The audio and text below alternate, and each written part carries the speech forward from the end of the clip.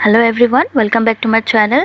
सो students, आज हम करने वाले हैं हमारे क्लास 12th के एनसीईआरटी बुक के फ्लेमिंगो का पहला पोएम, जिसका नाम है माय मदर एट 66। तो पोएम स्टार्ट करने से पहले हम लोग सबसे पहले पोइट के बारे में जानते हैं। तो कमला दास थी। कमला दास वॉज बॉर्न इन मालाबार। कमला दास पैदा हुई थी कहाँ पे? मालाबार, केरला में। कौन सी ईयर में? इन 1934 में। ठीक है, 1934 टू 2009 यहाँ पे इसलिए मेंशन किया गया है क्योंकि 2009 में उनकी डेथ हो गई थी। कमला दास की जितनी भी हम तारीफ़ करें वो कम है। कमला दास जो थी वो इंडिया की वन ऑफ द पोएट्स थी। ठीक है, उनका जितना भी पोएम्स है ना, आप सबको उसमें एक ओरिजिनलिटी देखने को मिलेगी। अलग अलग व्यूज़ पे लिखती थी वो। ऐसा लगेगा कि उनके पोएम से हम कहीं ना कहीं कनेक्ट होते हैं। ठीक है, उनके पोएम में क्वालिटी होती है। अब उन्होंने काफ़ी सारी नॉवेल्स लिखी है, काफ़ी शॉर्ट स्टोरीज़ लिखी है। तो मलयालम में भी उन्होंने कुछ स्टोरीज़ और आपके नॉवेल्स लिखी है। तो जब वो मलयालम में लिखती थी तो उनका नाम था माधवीकुट्टी। और यहाँ पे कुछ इंग्लिश का नॉवेल इंक्लूड किया गया है जो उन्होंने इंग्लिश में लिखी है। अल्फ़ाबेट ऑफ लस्ट है 1977।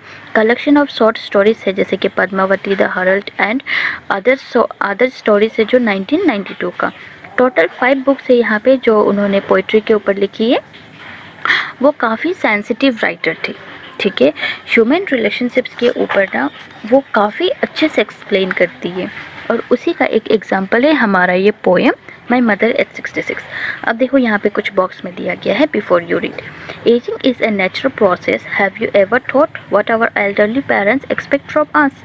एजिंग जो है वो एक नेचुरल प्रोसेस है। ठीक है, पोइट जो कह रही है कि एजिंग एक नेचुरल प्रोसेस होता है। आज मेरा ये एज है तो कल आपके साथ भी ये एज आना है। तो अब क्या हमने कभी भी सोचा है कि हमारे जो एल्डर्स है, हमारे जो पेरेंट्स हैं, वो हमसे क्या एक्सपेक्ट करते हैं उनके? क्या हमने कभी भी उनके वो जो भी सोचती है कि हम उनके लिए ये करें, क्या हमने कभी भी वो किया? तो यही कहा गया है। ठीक है, तो पोएम पे एक थीम होता है आपका कि थीम क्या है पोएम का। तो यहाँ पे पोएम का थीम है fair of separation. Fair of separation का मतलब क्या होता है? फेयर ऑफ सेपरेशन का मतलब होता है अलग होने का डर। ठीक है, अब पोइट को किस चीज़ का अलग होने का डर था? हो सकता है उनकी मदर से अलग होने का डर हो या किसी चीज़ से अलग होने का डर हो।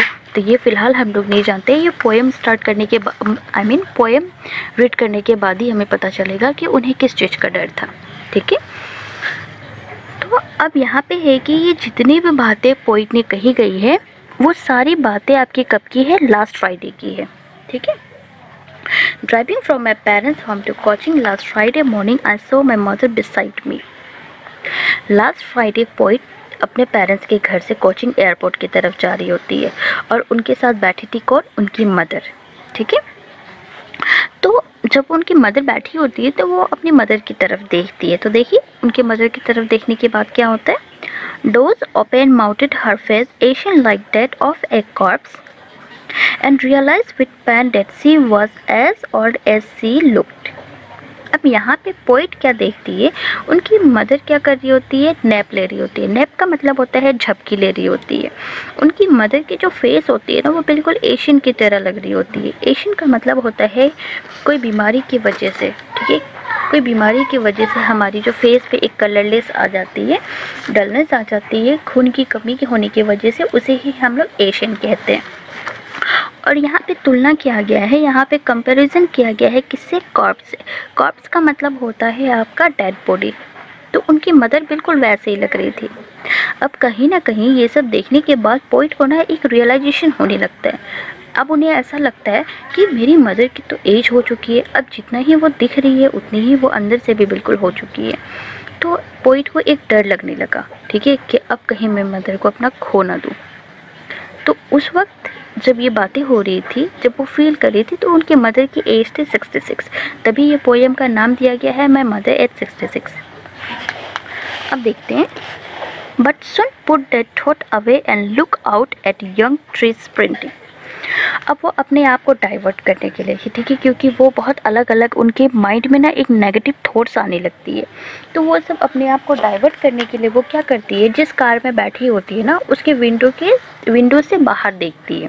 ठीक है, तो पोइट उस ट्रीज को देखती है जो चलती कार की वजह से क्या होते हैं? बहुत जल्दी छूटते जा रहे होते हैं, बहुत जल्दी मूव हो जाते हैं। अब पोएट ने पोएम में इस चीज़ को क्यों इंक्लूड किया? तो इस चीज़ को इंक्लूड करने का मतलब ये होता है कि उन्हें ऐसा लग रहा है ना कि बचपन में मैं अपने मदर के साथ जितनी भी मैंने टाइम स्पेंड किया वो कहीं ना कहीं पीछे छूट गया, बिल्कुल यही मूविंग ट्रीज़ की तरह। ठीक है, तो यंग ट्रीज़ जो है यहाँ पे, ये देखिए यंग ट्रीज़ यहाँ पे क्या बताया गया ना, तो यंग ट्रीज़ का मतलब होता है एक सिंबल की तरह यहाँ पे पोएम में यूज़ किया गया है। जैसे कि पहले उनकी मदर जो क्या थी, बहुत ज़्यादा यंग थी और ब्यूटीफुल थी, ठीक है, लेकिन अब ऑपोजिट में आप देखिए तो वो बिल्कुल ही कलरलेस और उनके फेस जो डलनेस सी हो गई है। अब स्प्रिंटिंग का मतलब होता है शॉर्ट फर्स्ट रेस, ठीक है। मैरी का मतलब होता है हैप्पी, तो कहीं ना कहीं आप लोगों को पता चल रहा है कि मैरी मीन्स हैप्पी चिल्ड्रन। तो अब यहाँ पे क्यों ये सब दिया गया है आइए जानते हैं कि अब उसने क्या किया। पहले तो उन्होंने यंग ट्रीज प्रिंटिंग को देखा, ठीक है, जब वो कार से बाहर देख रही होती है। अब उसके बाद वो क्या देखती है, मेरी चिल्ड्रन को देखती है, कुछ ऐसे बच्चों को देखती है जो अपने घरों से बहुत खुशी खुशी पूरी उमंग के साथ खेल रहे होते हैं, ठीक है। और दूसरी तरफ जब वो अपनी मदर को देखती है तो उन्हें ऐसा लगता है कि अब इनके अंदर कोई खुशी नहीं रह गई, अब वो बहुत बीमार सी लग रही है। अब मतलब एक डर सा उनको अंदर महसूस होने लगा, बहुत काफ़ी वो डर रही थी अंदर ही अंदर। वो अपने आप को बहुत डाइवर्ट करने की कोशिश कर रही थी, बट उनके अंदर ये डर बिल्कुल भी मतलब उनके मन में जो एक डर बैठ गया था ना वो बिल्कुल भी नहीं हिल रहा था। उन्हें वो डर जैसे भी अंदर में बहुत ज़्यादा फील होने लगा कि मेरी मदर अब मुझसे अलग हो जाएंगे, मैं मदर से अपने अलग होने वाली हूँ, ठीक है। अब यहाँ पे दिया गया है but after the airport security check standing a few years. अब ये सब देखते देखते वो लोग कहाँ पहुँच जाते हैं, वो लोग पहुँच जाते हैं आपके एयरपोर्ट और वहाँ पे सिक्योरिटी चेक होने लगती है, ठीक है। अब जब सिक्योरिटी चेक होती है तब वो अपने मदर से कम 3 फीट दूरी पे खड़ी होती है। अवे आई लुक्ड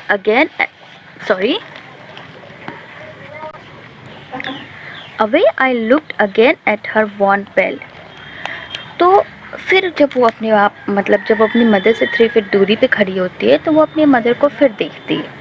अब वापस देखती है तो सेम वही चीज़ उन्हें देखने को मिलती है, वही कलरलेस, वही पीलापन, सेम वही चीज़ उनके फेस पे रहता है।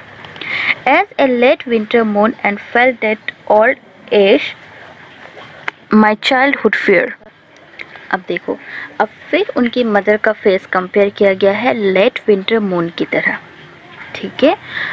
अब यहाँ पे लेट विंटर मून का मतलब क्या है, तो उसका मतलब होता है ये यहाँ पे ये रिप्रेजेंट करता है जैसे कि सैड, डलनेस, ठीक है।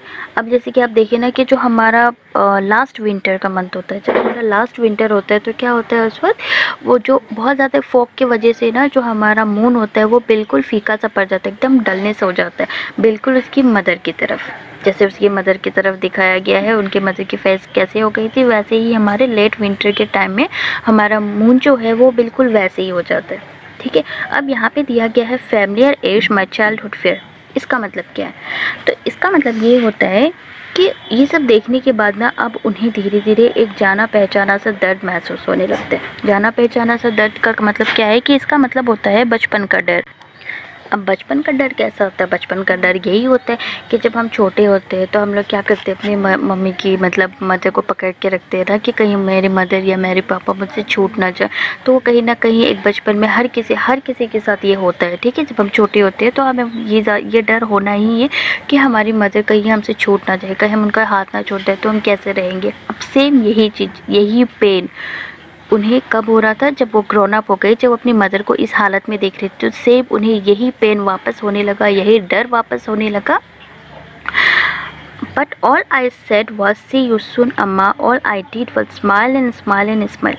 लेकिन पोइट ने अपने आप को संभाला। ये सब देखने के बाद भी वो सब जानती थी कि अब तो वो कुछ नहीं कर सकती है, अब थोड़ी वो उनकी मदर की एज को कम कर सकती है, ऐसा तो कुछ नहीं कर सकती वो जानती थी कि ये एक नेचुरल प्रोसेस है, ये हर किसी के साथ होना है। तो उन्हें फिर भी उन्होंने बहुत अपने आप को संभाला और ये संभालने के बाद फिर उन्होंने अपनी मदर को हंसते हुए कहा कि ठीक है अम्मा, फिर हम जल्दी मिलेंगे। और फिर वो क्या करती है, अपनी मदर की तरफ देख के मुस्कुराए। अब देखो यहाँ पे इतना मुस्कुराए, अब वो क्या लग रहा है पोएम पढ़ के? तो बहुत ज़्यादा अजीब सा लग रहा है कि वो अपनी मदर से छूट रही है, उनकी मदर उनसे अलग होने वाली है। तो कहीं न कहीं तो ये एक सैड पोएम हो गई ना। तो यहाँ पे वो स्माइल क्यों करती है, अपनी मदर की तरफ देखती क्यों है? क्या वो अपनी मदर को देख के खुश होती है इस हालत में देख के? नहीं। तो अब जानते हैं कि क्यों वो अपनी मदर की तरफ देख के ऐसे स्माइल करती है। ठीक है, ऐसे हालांकि ये पोएम कंप्लीट हो चुकी है, लेकिन यहाँ पे जो लास्ट में स्माइल बताई गई है कि स्माइल क्यों किया उन्होंने ये पोएम ये सब कुछ देखने के बाद। तो स्माइल करने का मतलब होता है कि वो खुशी वाली स्माइल नहीं होती है, वो अपने जो दर्द होती है, अपनी जो फीलिंग्स होती है ना, अपनी पेन को छुपाने के लिए वो स्माइल करती है। तो यहाँ पे वो स्माइल करती है फर्स्ट टाइम, जो उनका फर्स्ट स्माइल होता है। ठीक है, the first smile was when she had realized that her mother is now old and won't be alive for much longer. उनका पहला स्माइल होता है जब वो अपनी मदर की तरफ देखकर उन्हें रियलाइज होता है कि अब उनकी मदर जो जिंदा नहीं रह सकती है ज़्यादा टाइम। तो क्या उस वक्त स्माइल करती है? खुशी से स्माइल नहीं करती है, वो बहुत पेनफुल के साथ स्माइल करती है, ताकि उनकी मदर को डाउट ना हो जाए कि मेरी बेटी जो है वो बहुत हर्ट हो रही है मुझे देखकर। ठीक है, और सेकेंड टाइम जब वो स्माइल करती है, second time when she is smile in front of mother to hide her fear of separation. She did not want to express her weakness or express in front of her mother that she is unhappy. ठीक है, अब यहाँ पे होता है कि वो अपनी मदर को सेकेंड टाइम देखकर कब स्माइल करती है, ये छुपाने के लिए कि कहीं मतलब जो एक डर होता है, फेयर ऑफ सेपरेशन होता है, एक अलग होने का जो डर होता है, वो उनकी मदर को पता न चल जाए कि मेरी जो बेटी है वो मुझे देखकर ये सब सोच रही है कि कहीं वो मुझसे अलग ना हो जाए। फेयर ऑफ सेपरेशन है उसके अंदर में ये सब। ठीक है, ये सब वो फील करती है, ये सब उनके मदर को पता ना चल जाए, इसलिए वो सेकेंड टाइम इस चीज़ के लिए स्माइल करती है। और देखो उसके बाद जो हमारा होता है आपका थर्ड स्माइल, कि वो थर्ड स्माइल कब करती है? When she was convinced herself that she will definitely meet her mother again. अब थर्ड टाइम वो अपने आप को कन्विंस करती है कि ठीक है, क्या हुआ, मेरी मदर की एज ऐसे हो गई तो फिर भी हम जल्दी मिलेंगे, हम एनी हाउ डेफिनेटली हम ज़रूर मिलेंगे। तो थर्ड टाइम इसीलिए यहाँ पे स्माइल इन स्माइल था कि वो अपनी मदर की तरफ देख के स्माइल करती है। इसका मतलब इट डजंट मीन कि वो अपनी मदर को देख के खुशी से स्माइल करती है, वो बहुत ज़्यादा पेन होती है, बहुत ज़्यादा पेनफुल रहती है, तब जाके वो अपनी मदर के सामने स्माइल करती है, ताकि उन्हें डाउट ना हो कि मेरी बेटी अंदर ही अंदर एक सेपरेशन होने के डर के वजह से वो इतना कुछ सोच रही है। ठीक है, इसी के साथ हमारा ये पोएम कंप्लीट हुआ। ये मेरी फर्स्ट वीडियो है, आई होप आप लोगों को थोड़ी बहुत समझ में आई हो। अगर समझ में ना आए या कोई भी डाउट्स हो या मुझसे मिस्टेक हो गई हो, आप लोग मुझसे कमेंट में ज़रूर कह सकते हो, आगे मैं उसे अच्छे से मतलब और बेस्ट करने की कोशिश करूँगी। अदरवाइज़ अगर आप लोगों को समझ में आए तो प्लीज़ इसे लाइक करें, सब्सक्राइब करें, शेयर करें तो बिल्कुल भी ना भूलें। जैसे जैसे आप लोग बताएंगे मुझे कमेंट्स में कि ये प्रॉब्लम है, तो मैं उसे ठीक करने की कोशिश करूँगी, ताकि सेकेंड वीडियो में बहुत ज़्यादा प्रॉब्लम ना हो आप लोगों को समझने में।